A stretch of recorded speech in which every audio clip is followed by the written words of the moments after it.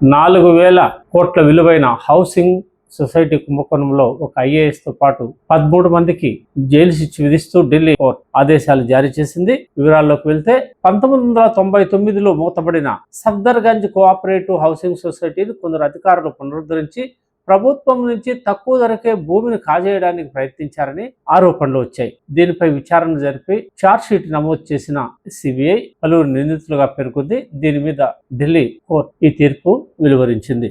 ఈ స్కామ్లో అప్పటి ఐఏఎస్ నరేంద్ర కుమార్కు కోర్టు 5 ఏళ్లు జైలు శిక్ష విధించడం విశేషం. నకిలీ పత్రాలు సృష్టించడంతో పాటు చనిపోయిన వారిని కూడా బతికున్నట్టు చూపించి అక్రమాలకు పాల్పడ్డారని సిబిఐ విచారణలో తేల్చింది. ఈ నేపథ్యంలోనే ఈ 13 మంది నిందితులకు 25 ఏళ్ల విచారణ అనంతరం అవినీతి నిరోధక చట్టంలోని పలు సెక్షన్ల కింద శిక్షలు ఖరారు చేస్తూ ఢిల్లీలోని రౌస్ అవెన్యూ కోర్టు ప్రత్యేక న్యాయమూర్తి ప్రశాంత్ వర్మ తీర్పు చెప్పారు. ఈ తీర్పు సందర్భంగా న్యాయమూర్తి తన తీర్పులో తీవ్రమైన వ్యాఖ్యలు చేయడం విశేషం.